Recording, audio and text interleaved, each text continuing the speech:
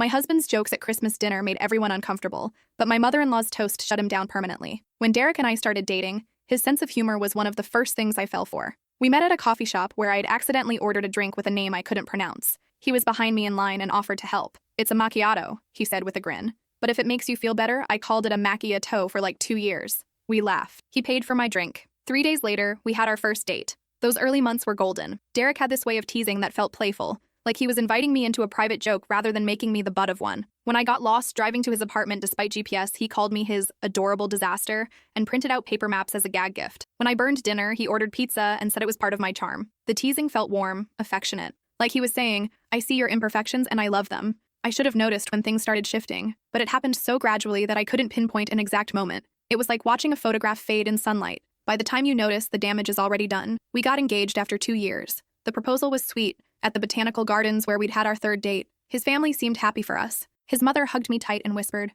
"Welcome to the family." His father shook Derek's hand with pride. His brother Marcus made a joke about Derek finally growing up. The wedding was beautiful. I felt like the luckiest woman alive standing at that altar, watching Derek cry as I walked down the aisle. Our vows were traditional, but when he looked into my eyes and promised to honor and cherish me, I believed every word. The first year of marriage was an adjustment, like everyone said it would be. We argued about whose turn it was to do dishes, how to spend holidays, whether we could afford a bigger TV, normal stuff. But Derek's jokes started to have an edge I couldn't quite identify. When I asked him to help with laundry, he'd say, "Sure, since you clearly can't handle basic household tasks." When I suggested we stick to our budget, he'd laugh and tell his friends I was a fun killer who didn't understand how money worked. I'd bring it up and he'd look genuinely confused. "Babe, I'm joking. You know I don't mean it." And I'd second-guess myself. Maybe I was being too sensitive. Maybe this was just how married couples joked around. By year 2, the jokes had an audience. Derek started making comments about me at social gatherings. At his company's summer barbecue, I was talking to one of his coworkers about a documentary I'd watched. Derek appeared with a beer, draped his arm around me, and said, "Don't mind Becca. She thinks she's smart because she watches Netflix."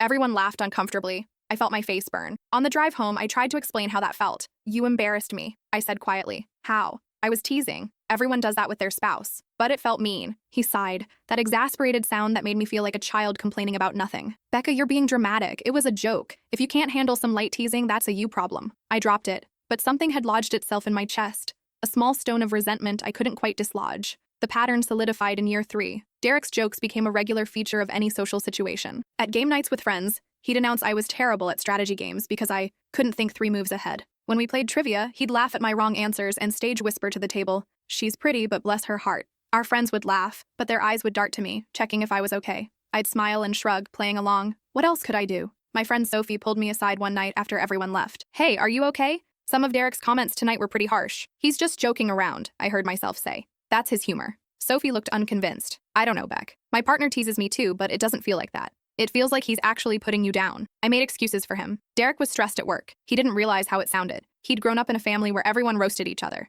He didn't know it bothered me. But deep down, I knew Sophie was right. The jokes weren't about shared laughter anymore. They were about making me small so he could feel big. The work holiday party was a turning point, though I didn't see it clearly at the time. Derek's company rented out a nice restaurant, open bar, the whole deal. I wore a dress I'd saved up for, got my hair done. I wanted to make a good impression on his boss and coworkers. Derek had been up for a promotion, and I knew these social events mattered. We were talking to James, Derek's supervisor, when the conversation turned to household finances. James mentioned he and his wife had just refinanced their mortgage. Derek jumped in immediately. "Oh man, I handle all that stuff for us. Becca's too," he laughed. "Let's say mathematically challenged to deal with finances." I tried to show her our budget once, and she looked like I was speaking Greek. James laughed politely, but his wife raised her eyebrows. I felt my smile freeze on my face. "That's not really—" I started, but Derek kept going. "Seriously, I have to control everything or we'd be bankrupt in a month. She once thought we could afford a vacation because we had money in checking. She didn't understand about bills coming due." He shook his head with performative exasperation. "It's like having a really pretty child." The table went quiet. James's wife looked at me with something like pity. I excused myself to the bathroom and stood in the stall, shaking with humiliation. When I came back, Derek was laughing with his coworkers like nothing happened.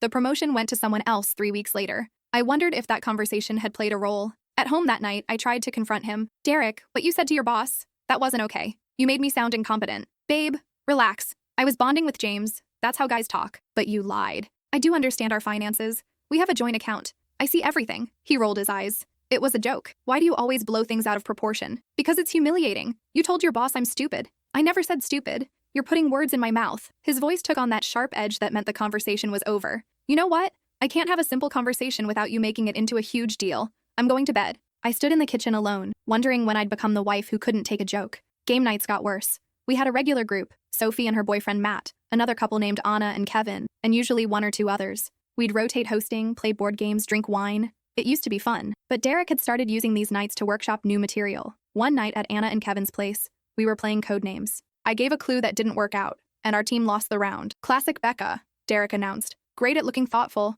terrible at actually thinking. Anna frowned. Derek, oh, she knows I'm kidding. Right, babe? He reached over and squeezed my knee in what might have looked affectionate but felt like a warning. Later, we were talking about a news article. I shared an opinion, and Derek literally laughed. Becca reads headlines and thinks she understands policy. It's adorable. Matt shifted uncomfortably. Sophie's jaw was tight. I felt heat creeping up my neck. I actually read the whole article, I said quietly. Sure you did.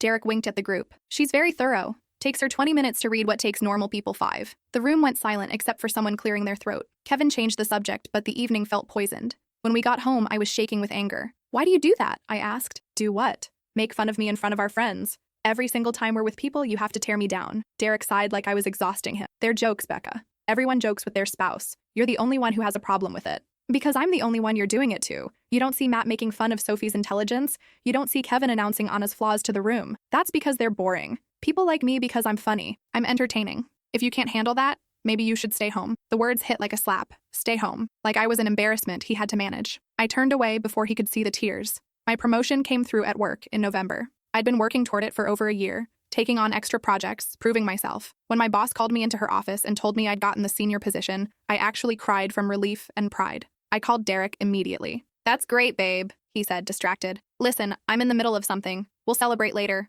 We didn't celebrate. He forgot to mention it that evening. When I brought it up at dinner, he said, oh, right, the promotion thing, that's cool. More money, right? I should have known what would happen when we saw his family. We'd started gathering at his parents' house more often since we'd gotten married. His father, Robert, was a retired accountant who had strong opinions about everything, politics, sports, the right way to mow a lawn. His mother, Patricia, was quieter, the kind of woman who kept the house running smoothly and rarely contradicted her husband. Marcus, Derek's younger brother, worked in sales and had inherited their father's competitive streak. The Sunday dinner after my promotion, I was excited to share the news. We sat down to Patricia's pot roast, and she asked how work was going. Actually, I got promoted, I said. I'm now senior manager of our customer success division. Patricia's face lit up. Rebecca, that's wonderful. Congratulations. Robert nodded. Good for you. They must recognize hard work. Then Derek chimed in. Yeah, they probably needed to fill a diversity quota. Right, babe? He winked at me like we were in on the joke together. They've been under pressure to promote more women. Lucky timing for you. The table went silent. Patricia's smile faltered. Robert looked at Derek with something between surprise and approval. Marcus smirked into his wine glass.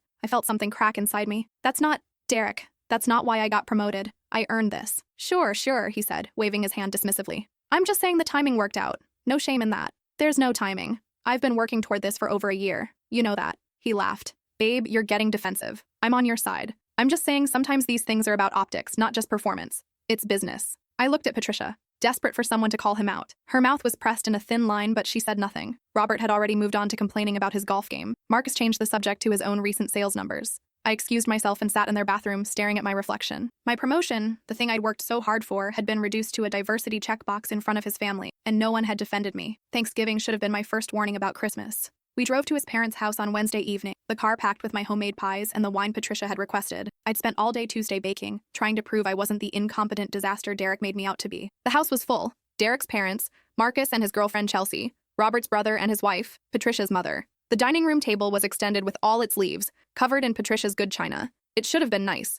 But Derek's father dominated conversation from the moment we arrived, ranting about politics, immigration, taxes. Anyone who disagreed was brainwashed by the media. Patricia kept getting up to check on food, disappearing into the kitchen whenever Robert's voice got too loud. Derek seemed to feed off the energy. He was performative, loud, trying to match his father's commanding presence. And his favorite prop was me. When I brought out my pies, Derek announced, "Everyone say a prayer before you try these." Last week, Becca made cookies and confused salt and sugar. Even our neighbor's dog wouldn't eat them. Uncomfortable laughter rippled around the table. Chelsea looked at me sympathetically. Patricia frowned but said nothing. That's not true, I said quietly. The dog ate them. You're thinking of, babe. I'm pretty sure I remember my own dog's refusal to eat something. He turned to the table. She gets details mixed up. Always has. My face burned. Marcus jumped in with a story about his own cooking disaster, but the message was clear. I was the punchline wife who couldn't perform basic tasks. Throughout dinner, Derek kept going. When his uncle asked about our plans to buy a house, Derek said, "We're saving up, but it's slow going. Becca has a hard time not impulse buying. I had to hide our credit cards because she ordered like $50 worth of stuff online one night because she was bored."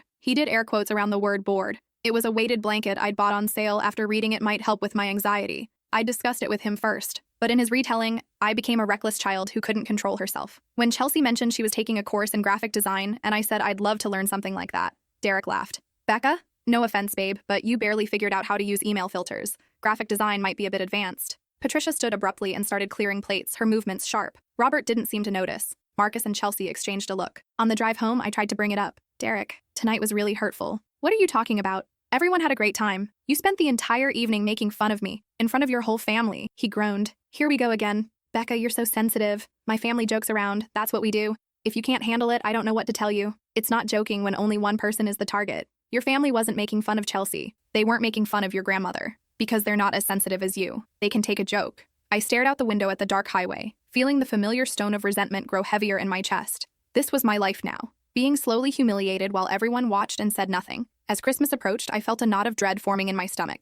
We'd be going to his parents' house again for Christmas Eve dinner. Extended family, the same dynamics, the same audience for Derek's performance. I considered faking sick, but I knew Derek would accuse me of being dramatic or make it into another story about how I couldn't handle family obligations. I called my sister Jen a few days before Christmas. She'd met Derek a handful of times and always seemed to like him, but I'd never really talked to her about what was happening. Hey, I said when she answered. Do you have a minute? Always. What's up? I started to explain, and then the words just poured out. Years of jokes, the work party, game nights, Thanksgiving, how Derek made me feel stupid and incompetent in front of everyone we knew, how no one ever said anything, how I was starting to believe maybe I really was too sensitive. Maybe this was normal and I was the problem. Jen was quiet for a long moment after I finished. Then, Beck, that's not normal. That's not joking. That's emotional abuse. The word hung in the air between us. Abuse. I'd thought about gaslighting, manipulation, humiliation, but abuse felt too big, too serious for what was happening to me. I don't know, I said. He doesn't hit me or anything. Abuse isn't just physical. He's systematically tearing down your self-esteem in public. He's making you feel worthless. That's abuse. I felt tears coming. I don't know what to do. You could leave. You know that, right? You could just leave. Could I? We had a lease together. Shared finances despite what Derek told people. A whole life built together. The idea of dismantling it all felt overwhelming. I don't know if I'm ready for that, I admitted. Okay, but Beck, promise me something. If it gets worse, if you need to get out, you call me. Anytime, day or night. You can stay here as long as you need. Thank you, I whispered. And for what it's worth, you're not too sensitive. You're not stupid. You're not any of the things he says you are. He's the problem, not you. After we hung up, I sat on the couch and cried. It felt like someone had finally given me permission to acknowledge that this wasn't okay, that I wasn't crazy for feeling hurt. But I still had to get through Christmas. Christmas Eve arrived cold and clear. I'd made another pie, this time double-checking every measurement, every ingredient. I wore a red dress Derek had once said he liked, though he barely looked at me when I came out of the bedroom. The drive to his parents' house felt like riding toward an execution. The house was decorated beautifully. Patricia had outdone herself with lights, garland, a massive tree in the living room. The dining room table was set with her Christmas china, red and gold everything. It should have felt festive. Instead, I felt like I was walking into a trap. Derek's energy was different as soon as we arrived. He was amped up, almost buzzing with excitement. He hugged his mother, clapped his father on the back, joked loudly with Marcus. I recognized this mood. He was preparing for a performance, and I was about to be the opening act. We sat down to dinner. Derek and me, his parents, Marcus and Chelsea, Robert's sister and her husband, Patricia's mother, who everyone called Nana. 10 people around the table, candles flickering, ham and sides and my pie waiting on the sideboard. Derek started before we'd even finished passing the rolls. So Becca made a pie, he announced to the table, gesturing at the sideboard. Everyone say a quick prayer, it's edible. Remember Thanksgiving? The salt and sugar incident? That wasn't, I started, but he was already moving on. I'm just saying, let's all be prepared for an adventure. Last week she tried to make banana bread and somehow forgot the bananas. I don't even know how that's possible, but she managed it. Polite, uncomfortable laughter. Chelsea's smile looked forced. Patricia's jaw was tight, but she said nothing. Robert started talking about traffic on the way over, and I thought maybe that was it. Maybe Derek would settle down, but I should have known better. When Robert's sister mentioned she'd seen me at the grocery store and asked about my work, I started to explain my promotion. Before I could get 3 sentences out, Derek cut in. Oh, the promotion. Yeah, that happened. He reached for more mashed potatoes. They probably just needed to fill a diversity quota, honestly. Right, babe? He looked at me with that performative smile, inviting me to laugh along. Companies are under so much pressure these days to promote women regardless of— Derek, Patricia said sharply, but he didn't stop. I'm just being realistic. It's great for Becca, don't get me wrong, but let's call it what it is. Timing and optics. He took a bite of ham, casual, like he hadn't just reduced a year of my work to a checkbox. The table went silent. I felt my face burning. Chelsea was staring at her plate. Marcus shifted uncomfortably. Robert's sister raised her eyebrows. That's incredibly disrespectful, I said quietly. Derek laughed. Babe, don't be sensitive. I'm happy for you. I'm just saying, I know what you're saying. You've said it 3 times now. My voice was shaking. You're saying I didn't earn my promotion. You're saying they only gave it to me because I'm a woman. Well, I mean, he shrugged, still smiling. It's a factor. Patricia stood abruptly and started gathering plates that still had food on them. The movement was sharp, aggressive, but she didn't say anything, just disappeared into the kitchen. Derek seemed energized by the tension. He kept going throughout the meal. When his uncle asked about our holiday plans, Derek launched into a story about how I'd suggested we drive to my parents' house tomorrow and couldn't understand why he'd explained it wasn't practical. She doesn't think about gas costs or timing. She just wants what she wants. It's like dealing with a toddler sometimes. When Nana asked if we were thinking about kids, Derek said, I don't know if Becca could handle it. She can barely keep our apartment clean. Imagine adding a baby to the mix. He laughed. I'd basically be a single parent. Each comment landed like a small cut. Individual, they might have seemed like nothing, but together they were death by 1,000 paper slices. I excused myself to the bathroom, the same escape I'd used at Thanksgiving. I locked the door and gripped the sink, staring at my reflection. My eyes were red-rimmed. My carefully applied makeup was smudged. I looked exhausted.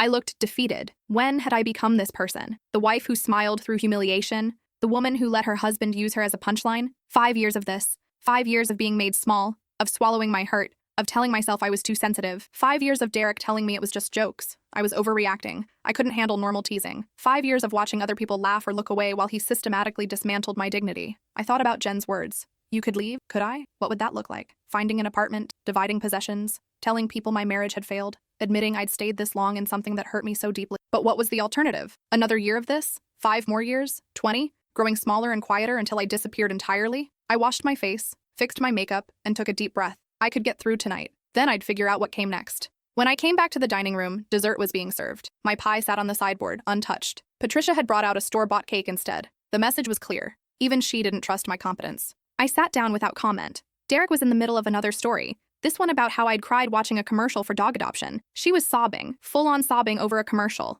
I had to pause the TV and get her tissues. She's so emotional about everything. Robert laughed. Marcus shook his head with a grin. Chelsea was pointedly looking at her phone. She's basically a child, Derek continued, warming to his theme. Honestly, I don't know what she'd do without me. Managing finances, making decisions, keeping track of appointments. She'd be lost. His father nodded approvingly. Better you than me, son. I couldn't handle that level of maintenance. Marcus added, Yeah, Chelsea's pretty independent. I can't imagine having to babysit my partner. Derek grinned like he'd won something. It's exhausting sometimes, but someone's gotta do it. I felt something break inside me. Not a dramatic snap, but a quiet, final fracture. I'd reached my limit. I opened my mouth to speak, to finally defend myself, to tell Derek and his father and everyone at this table exactly what I thought. Patricia stood up. Her chair scraped loudly against the floor. She picked up her wine glass, hand trembling slightly, and raised it. I'd like to make a toast, she said. Her voice was controlled, but there was steel underneath. Everyone quieted. Derek leaned back in his chair, that confident smile still on his face, expecting praise or sentiment. Patricia looked directly at him. Her expression could have carved stone. I'd like to say something to my son, she began.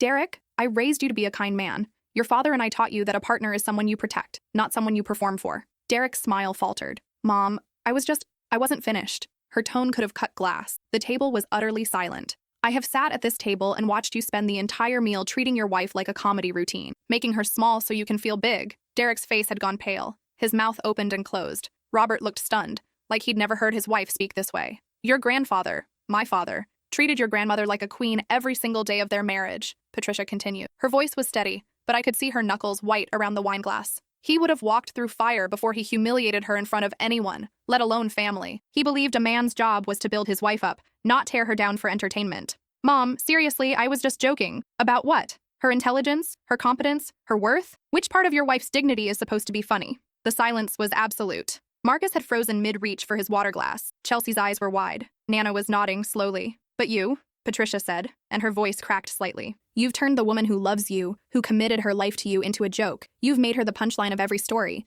And for what? To get a laugh from your father? To feel superior? To prove you're entertaining? Derek tried again. I didn't mean, it's not like that. It's exactly like that. I've watched it for years. At Thanksgiving, at Sunday dinners, tonight especially. And I've said nothing because I told myself it wasn't my place, that you two would work it out. But I can't sit here anymore and watch you abuse someone I care about. The word abuse hung in the air. Derek flinched like she'd hit him. I am ashamed, Patricia said, and her voice broke fully now. I am ashamed to call you my son right now. I raised you better than this. I taught you about respect and kindness and treating people with dignity. And somehow you've become a man who thinks cruelty is clever as long as you're smiling when you do it. Tears were running down her face. She wasn't bothering to wipe them away. So here's what's going to happen, she said. You are going to apologize to Rebecca. A real apology. Not your usual, sorry, you're upset, non-apology. You are going to acknowledge what you've done. And then you're going to go home and think very seriously about whether you want to be a husband or a bully. Because right now you can't be both. She set down her wine glass without drinking from it and sat down heavily, like the speech had taken everything out of her. No one moved.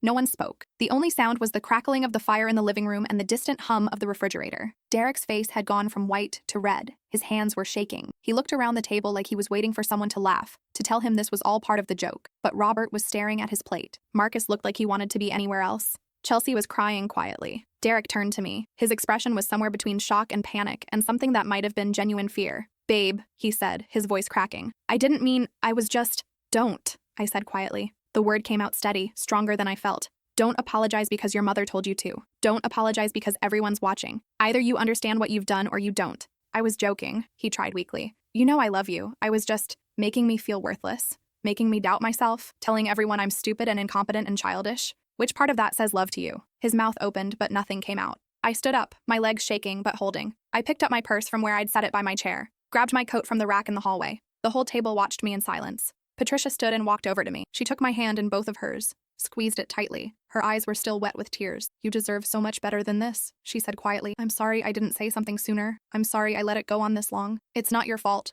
I told her. "But thank you. Thank you for finally saying something." She hugged me, quick and tight. "If you need anything," she whispered, "anything at all, you call me." I nodded, not trusting myself to speak without crying. I walked out of that house without looking back at Derek, got in my car, started the engine with shaking hands, and drove. I didn't have a plan. I just drove, Christmas lights blurring past my windows, until I found myself pulling into Jen's driveway. She opened the door in her pajamas, took one look at my face, and pulled me inside. "I left," I said, and then I was sobbing. "I left him." "Good," she said fiercely, hugging me. "Good." I stayed at Jen's through Christmas and into the new year. Derek called constantly, dozens of times a day at first. I ignored every call. He texted paragraphs. He was sorry, he didn't realize how bad it had gotten, he'd change, he needed me to come home, we could work through this, please just answer the phone. I didn't respond. He showed up at Jen's house on December 27th, rang the doorbell repeatedly, called my name from the sidewalk. Jen went out and told him to leave or she'd call the police. He left. He came back on New Year's Eve. Same thing. This time Jen did call the police. They told him if he showed up again, she'd get a restraining order. Patricia called me on January 2nd. "I wanted to check on you," she said. "Make sure you're okay." "I'm at my sister's," I told her. "I'm okay." "Good. That's good." She paused. "Derek is not handling this well, but that's not your problem. I just wanted you to know that what I said at Christmas, I meant every word. You didn't deserve any of that." "Thank you," I said, my voice thick. "That meant more to me than you know, that you finally said something. I should have said it years ago," she said quietly. "I watched it happening, and I told myself it wasn't my business, that you two were adults. But it was wrong. I was wrong, and I'm sorry." After we hung up, I cried again. Not from pain this time, but from something like relief. Someone had seen me. Someone had validated that what was happening wasn't okay, wasn't normal, wasn't my fault. By mid-January, Derek had shifted tactics. The apologetic texts stopped. Now they were angry. I was overreacting. I was throwing away our marriage over nothing. I couldn't take a joke. If I came home, we could work it out. But I needed to stop being dramatic. I blocked his number. He started emailing. I blocked that too. Finally, at the end of January, he sent one message that got through before I blocked his new email address. "Fine. If you want to throw away 5 years over some jokes, that's on you. But I'll come to therapy if that's what it takes. One session, to prove you're overreacting." I thought about it for a week. Talked to Jen, called Sophie, finally called a therapist and scheduled a couples session for mid-February, 3 days after Valentine's Day. Derek showed up late. The therapist, Dr. Morrison, was a woman in her 50s with kind eyes and a no-nonsense demeanor. She had us sit in separate chairs, not on the couch together. "So," she said, "tell me why you're here." Derek jumped in immediately. "Becca left me right before Christmas because I made some jokes she didn't like. I'm here to show her I'm willing to work on our communication." Dr. Morrison turned to me. "Is that accurate?" "No," I said. "I left because Derek spent 5 years systematically humiliating me in front of everyone we know. He'd make jokes about my intelligence, my competence, my worth, in front of his family, our friends, his co-workers. And when I tried to tell him it hurt, he'd say I was too sensitive. They were jokes," Derek said. "She's making it sound worse than it was." "Can you give me an example of one of these jokes?" Dr. Morrison asked him. Derek shifted uncomfortably. "I mean, like, I'd tease her about forgetting things sometimes, or tell funny stories about stuff she'd done. That's what couples do." "What kind of stuff?" "Like, she'd burn dinner or get confused about directions or whatever. Normal stuff everyone does. I'd just point it out in a funny way. In front of other people? Yeah, sometimes. At family dinners or parties. Just keeping things light." Dr. Morrison made a note. "And how did Becca react when you did this?" "She'd laugh along, or she'd be fine, until recently when she suddenly decided everything I said was a problem." "Becca, how did you feel when Derek made these jokes?" I took a breath. Humiliated. Small. Worthless. Like I was the stupidest person in every room. Like my only value was being the punchline so Derek could get a laugh. "She never told me that," Derek interjected. "How was I supposed to know?" "I told you multiple times," I said, my voice rising. After the work party, after game nights, after Thanksgiving. I told you it hurt and you said I was too sensitive. You said I couldn't take a joke. You made me feel crazy for being upset. Dr. Morrison held up a hand. Derek, I'm hearing that Becca did communicate her feelings to you and that you dismissed them. Is that accurate? I didn't dismiss them. I just didn't think it was as big a deal as she was making it. So you chose to continue behavior that your wife explicitly told you was hurtful? Derek's face flushed. I wasn't trying to hurt her. I was just being funny. Everyone laughed. Who is everyone? My family, our friends. They thought it was funny. Did they? Or did they laugh because the situation was uncomfortable and they didn't know how else to react? Derek didn't answer. Dr. Morrison turned to me. Becca, can you tell me about the incident that led to you leaving? I described Christmas dinner, the promotion comment, the ongoing jokes, Patricia's speech. Derek kept interrupting, trying to minimize each example until Dr. Morrison asked him to let me finish. When I was done, she was quiet for a moment. Then she looked at Derek. What you've described is a pattern of public humiliation, whether you intended it as humor or not. The impact was that you regularly diminished your wife's intelligence and competence in front of audiences who couldn't escape. That's not teasing. That's verbal abuse. Verbal abuse? Derek's face went red. That's ridiculous. I never called her names. I never screamed at her. I made some jokes. Abuse doesn't require screaming or name-calling. Systematically undermining someone's self-worth, especially when they've asked you to stop, is emotionally abusive. The fact that you smiled while you did it doesn't make it less harmful. Derek stood up. This is bullshit. You're totally biased. You probably hate men. I came here in good faith and you're just attacking me. Derek, Dr. Morrison said calmly, I'm not attacking you. I'm giving you feedback based on what both you and your wife have described. If you're not ready to hear that feedback, I'm not doing this. He looked at me. This is a waste of time. She's already decided I'm the bad guy. You both have. He grabbed his coat. When you're done being dramatic, call me. But I'm not sitting here and being vilified for having a sense of humor. He walked out. The door slammed behind him. I sat in the silence that followed, staring at my hands. I'm sorry, Dr. Morrison said gently. He's not going to change, is he? Not unless he accepts that his behavior was harmful. And right now, he's deeply invested in believing he's the victim. I nodded. Something inside me settled, became certain. I'm going to file for separation. That's your choice to make. But for what it's worth, I think you're making a healthy decision. I filed the paperwork the next week. Derek responded with shock and anger. He couldn't believe I was throwing away our marriage over one therapy session. He told our friends I was overreacting, that I couldn't take a joke, that I'd left him over nothing. Some people believed him. A few mutual friends stopped reaching out to me, either because they thought I was being dramatic, or because they didn't want to get involved. That hurt, but it also clarified who my real friends were. Sophie and Matt invited me to dinner and told me they'd been worried for years. We wanted to say something, Sophie admitted, but we didn't know how. We're sorry. Anna called and asked if I was okay. Kevin and I talked about it after that game night, she said. How Derek treated you wasn't okay. We should have said something. The separation took months to finalize. Derek dragged it out, hoping I'd change my mind. He tried to make it about money, about the apartment, about who got what furniture. His lawyer painted me as unstable, a wife who'd abandoned her marriage on a whim. My lawyer, a sharp woman named Susan, shut that down fast. You documented the incidents? She asked me. I had. After Christmas, I'd started writing everything down. Every joke, every comment, every time Derek had dismissed my feelings. I had texts from Sophie asking if I was okay. Emails from Derek's own mother expressing concern. Susan smiled grimly. Good. We'll need this. Patricia called me a few times throughout the process. She never defended Derek, never tried to get me to reconsider. She just checked in, made sure I was eating, asked if I needed anything. How is he? I asked during one call because I couldn't help wondering. Angry, she said honestly. He's playing the victim, telling everyone you left over nothing. But Rebecca, I want you to know, I don't believe that. I saw what happened. I know what he did. And I'm proud of you for leaving. Those words meant everything. The separation was finalized in June. Derek got the apartment. I took what I could fit in my car and moved into a small one-bedroom closer to work. It wasn't much, but it was mine. No one made jokes at my expense within those walls. I started therapy. Real therapy. Just for me. Dr. Chen helped me work through years of internalized shame and self-doubt. We talked about gaslighting, about emotional abuse, about how slowly someone can erode your sense of self until you don't trust your own perceptions. You're not too sensitive, she told me in one session. You're actually quite resilient. You endured years of systematic emotional harm and you're still here, still yourself. That takes strength. I cried. I'd needed someone to say that for so long. By fall, I was starting to feel like myself again. The person I'd been before Derek, before the constant worry that I'd say something stupid or do something wrong. I went out with friends without the background dread of being made fun of later. I made decisions without second-guessing myself into paralysis. I spoke up in meetings at work without hearing Derek's voice in my head telling me I'd probably get it wrong. One day in October, I ran into Marcus at a coffee shop. He looked uncomfortable when he saw me, like he was considering pretending he hadn't noticed me. But I walked up to him. Hey, I said. Hey, how are you? I'm good. Really good, actually. He nodded awkwardly. That's good. Listen, I wanted to say, what happened at Christmas, Mom's speech and everything, it was intense. It needed to be said. Yeah, maybe. He looked at his shoes. He's been telling everyone you overreacted, that you left him over some jokes. I know, but Chelsea and I were talking, and I don't think that's what happened.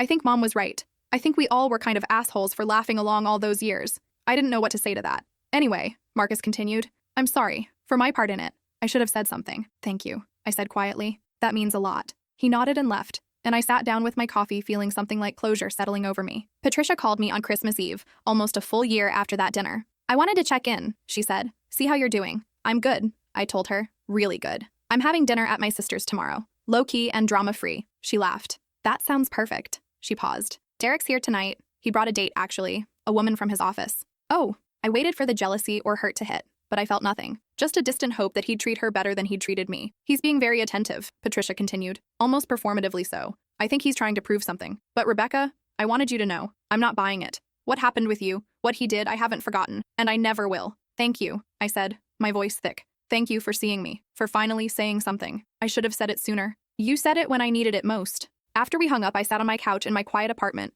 and felt something I hadn't felt in years. Peace. I wasn't waiting for the other shoe to drop, wasn't bracing for a joke at my expense, wasn't second-guessing every word out of my mouth. Derek's still telling people I left over nothing, according to Sophie. He's got a whole narrative about his crazy ex-wife who couldn't take a joke. Some people believe him. Some people think I overreacted to normal spousal teasing. But I know the truth. Patricia knows the truth. My sister knows. My friends know. And most importantly, I know. I didn't leave over nothing. I left because I finally understood my worth. I left because a woman who barely knew me, my mother-in-law, stood up at a Christmas table and told her son he'd become a bully. I left because I deserved better than being someone's punchline. It's been over a year now since that Christmas dinner. I still think about it sometimes. Patricia's face when she stood up, her voice shaking but certain, the complete silence that followed. Derek's shock when he realized no one was laughing with him anymore. I think about how many people probably saw what was happening over the years. Friends who exchanged uncomfortable glances. Family members who frowned but said nothing. How many of them told themselves it wasn't their business, it wasn't that bad. The couple would work it out. Patricia could have made that same choice. She'd made it for years.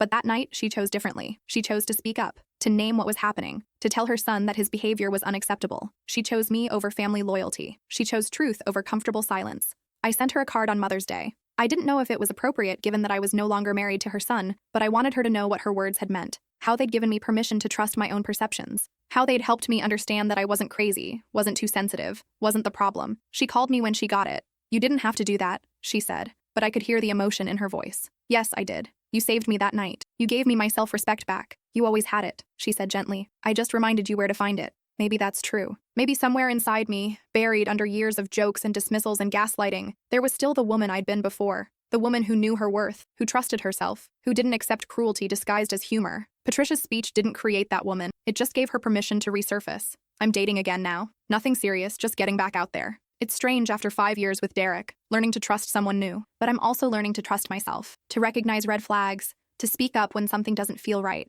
to walk away from anything that makes me feel small. On my first date with a guy named Alex, he made a joke at my expense. A small thing, barely noticeable, about how I'd mispronounced the name of a wine. The old me would have laughed along, would have spent the rest of the night watching for more jokes, bracing for humiliation. Instead, I put down my glass and looked him in the eye. Hey, that felt a little mean. Can we not do that? He blinked, startled. Then he nodded. You're right. I'm sorry. That was unnecessary. There wasn't a second date. We didn't have much chemistry, but the moment stuck with me. I'd spoken up. I'd set a boundary, and when he'd responded dismissively or told me I was too sensitive, I would have left right then. That's the real gift Patricia gave me that Christmas. Not just the validation of one moment, but the template for every moment after. The understanding that I'm allowed to name harm when I see it. That speaking up isn't dramatic or sensitive or overreacting. That people who care about me will hear me when I say something hurts. Derek's still out there somewhere, probably telling jokes at some new girlfriend's expense. Maybe she laughs along. Maybe she's learning, like I did, to make herself smaller to fit his need to feel big. Maybe his mother will speak up for her too someday. Or maybe, if she's luckier than I was, she'll recognize it sooner. She'll leave before 5 years pass. She'll trust herself before she needs someone else to validate her pain. I hope so.